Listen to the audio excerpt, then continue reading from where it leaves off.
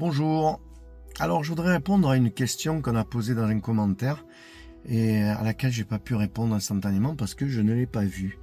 Et là, en feuilletant un petit peu les coms, les trucs, je me suis aperçu qu'il y avait cette question. Donc, je vais tâcher d'y répondre à ma manière, c'est-à-dire sous le prisme métaphysique.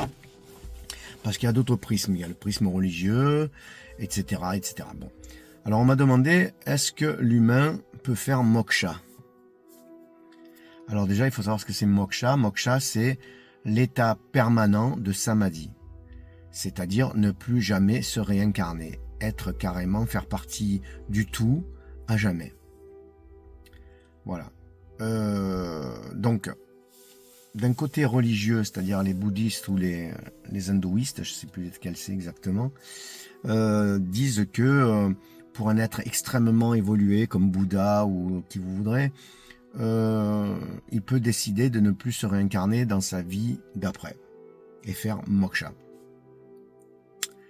Ça, pour moi, c'est de la légende, c'est de la religion, ça vaut ce que ça vaut, mais moi, en 2025, je m'appuie sur les mises à jour métaphysiques de 2025. Hein, on a fait des progrès, donc on va s'en servir.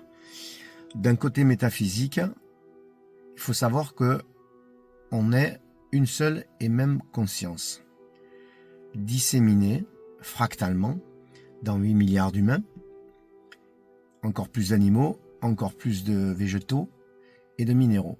La conscience est partout. Pour les humains,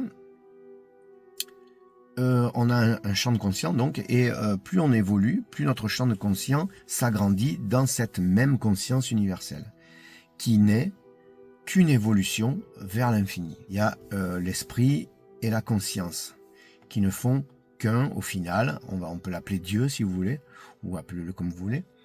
Ouais, moi je l'appelle Dieu, pourquoi pas. Donc esprit conscience, c'est Dieu. Et la conscience, c'est une évolution vers cet esprit qui est infini. Et donc, comme cet esprit est infini, par définition, il est inatteignable.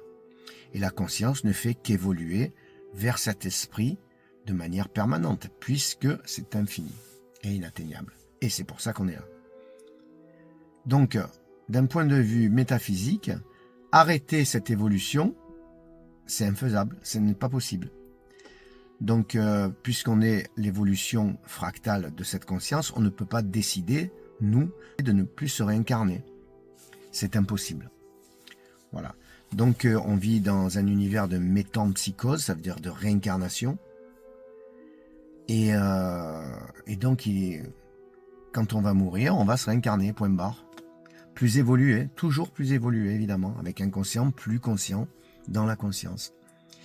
Donc, se dire « j'en ai marre, je veux arrêter de me réincarner », c'est impossible.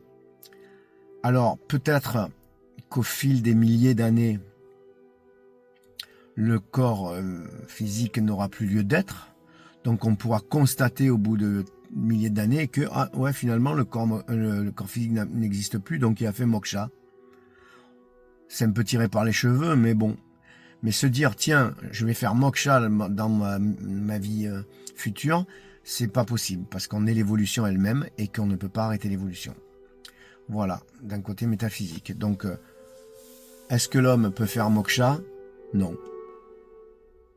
Voilà, ciao ciao.